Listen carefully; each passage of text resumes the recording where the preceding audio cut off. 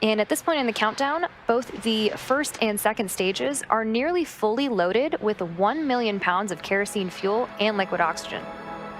Both the first stage and second stage should finish loading propellant about a minute apart from each other. The first stage finishes up at about T-minus 3 minutes, and the second stage at T-minus 2 minutes. You may have noticed the white clouds around the vehicle. Those clouds are actually vented chilled gas from above the LOX tank liquid surface that we vent overboard to maintain pressure in the tank as needed. And when that gas comes out to the Florida air, the humid air condenses into those clouds that you're seeing.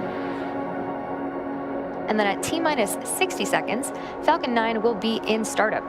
And that means that the rocket's autonomous internal flight computers will have taken over the launch countdown. And there was that call out there for stage 1 LOX load completion.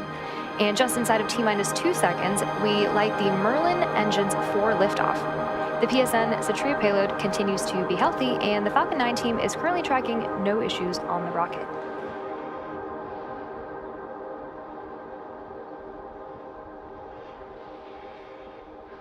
So again, the next major milestone we are tracking is final LOX load completion, at which point Falcon 9 will be fully loaded with both fuel and oxidizer.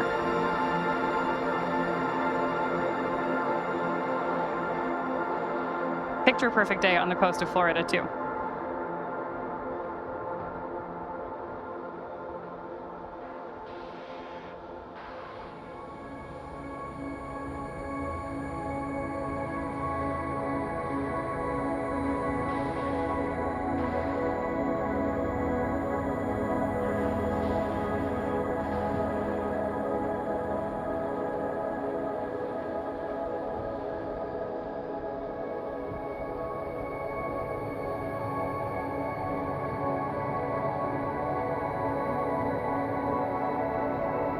Stage 2 LOX load is complete. There's confirmation that we are fully loaded with fuel and oxidizer ahead of today's launch. And fun fact, at liftoff, Falcon 9 will be burning about 700 gallons of that fuel per second. Ground gas closeouts.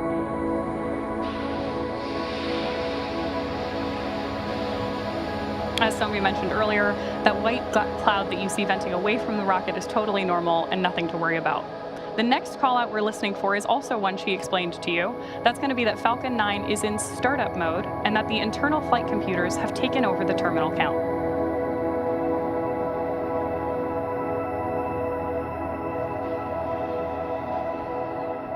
Falcon 9 is in startup. The final milestone we're listening for on the nets is the call out from the launch director that we are go for launch.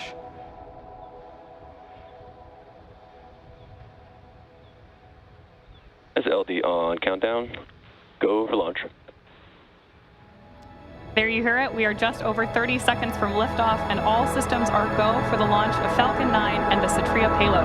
Go Falcon 9, go PSN. T-minus 30 seconds.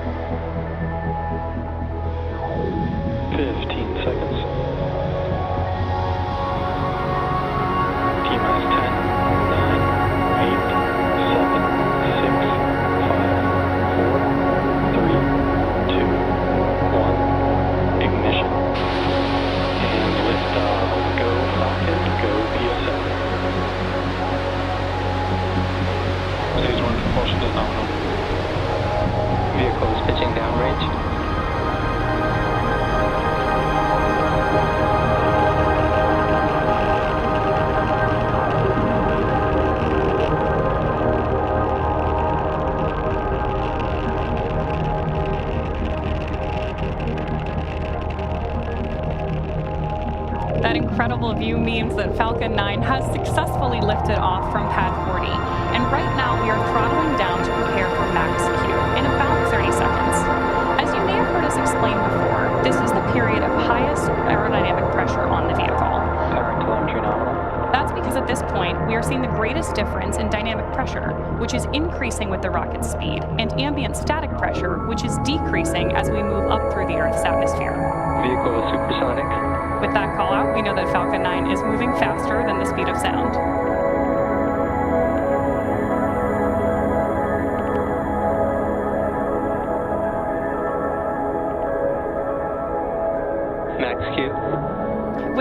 confirmation that we've passed through max Q, we have 3 events coming up in quick succession, starting with main engine cutoff, stage separation, SES1, or second engine start 1. Main engine cutoff, or MECO for short, is where all 9 Merlin 1D engines will shut off to slow down the vehicle in preparation for the next event, stage separation, or stage sep for short. That's where the first stage booster will separate from the second stage. Right after stage sep, the first stage will start its journey back to Earth, targeting a landing on our drone ship, a shortfall of Gravitas, which is currently stationed in the Atlantic Ocean, about 680 kilometers downrange. Now, during that time, Stage 2 will continue on its journey to space with the third event, Second Engine Start 1, or SES1 on the nets, and this is where the single MVAC engine will ignite to propel the second stage along with the PSN Satria payload to orbit. In addition to these 3 major events, the fairing house will also separate less than a minute after SES1, so keep an eye out for all of those coming up in about 10 seconds.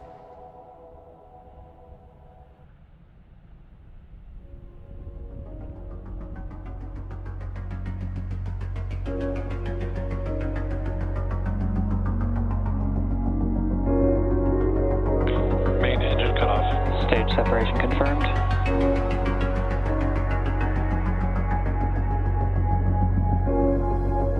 MVAC startup. So you heard the callouts there, and you can see on your screen in this great dual view that we have that the MVAC engine on our second stage has ignited. Now, this is the first of 2 second stage burns that we're tracking for this mission. And the first stage on the left-hand side of your screen is coming back to land on our drone ship, a shortfall of Gravitas. Now, we are also expecting fairing deployment. Both vehicles are on nominal trajectories. With that, we know that both vehicles are headed in the right direction. And as I was describing earlier, we are expecting fairing separation in just about 5 seconds.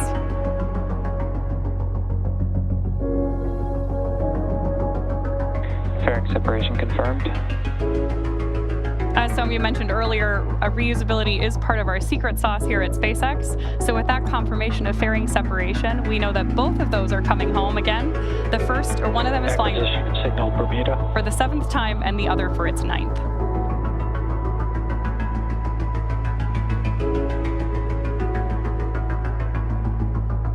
It's now T+3 minutes and 55 seconds into today's mission, and we have a great view of Stage 1 on the left and Stage 2 on the right.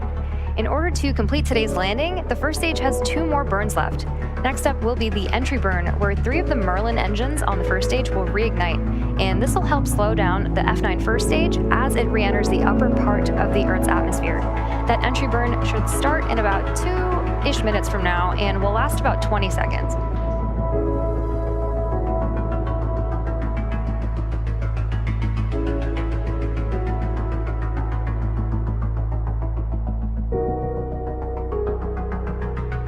You can see 2 of the 4 hypersonic grid fins that are positioned near the base of the interstage on the booster.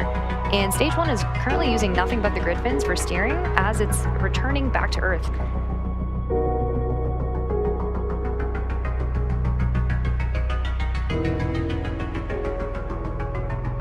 You can also see those little puffs of gas. Those are nitrogen gas bursts for attitude control, and they also help orient the rocket on its way back down.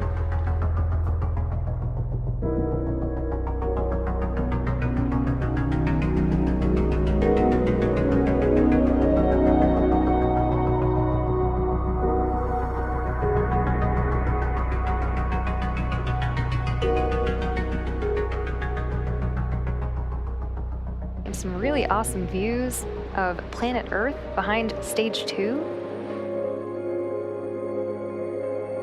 And again, that entry burn on the first stage coming up in about a minute.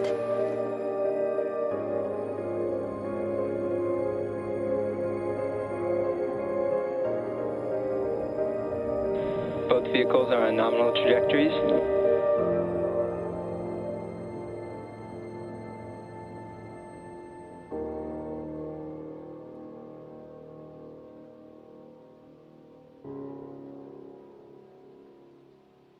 Like I promised, we have great views of Earth behind MVAC and behind the first stage as it's coming back down to Earth.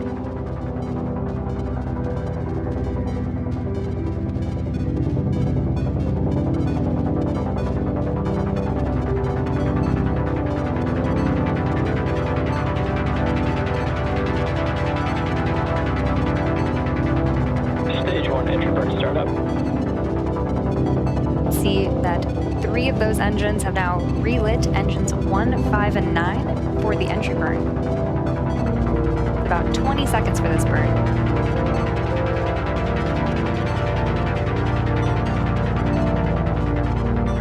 Stage 1 entry burn shutdown.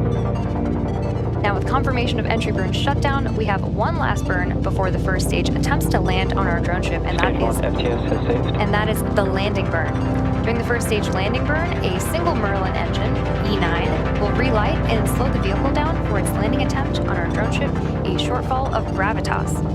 As a reminder, the booster supporting today's mission has now flown for its 12th time, having previously supported CRS-22, Crew 3 and Crew 4, Turksat 5B, CRS-25, Eutelsat Hotbird 13G, O3B mPower, and 4 Starlink missions.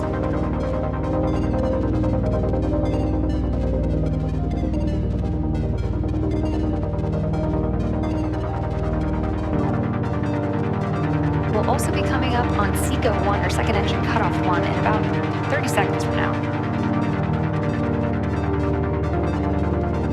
Stage 1 transonic. Stage 2 FTS has saved.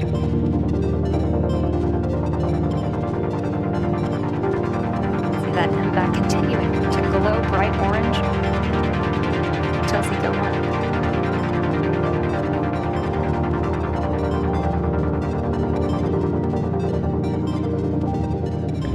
Orbit insertion. MVAC shutdown. Great callouts for SECO 1 and nominal orbital Stage 1 insertion. burn.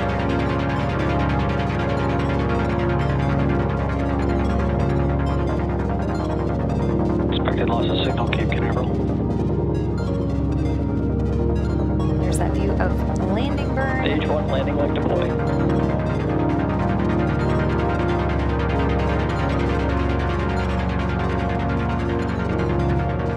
And a great view of landing.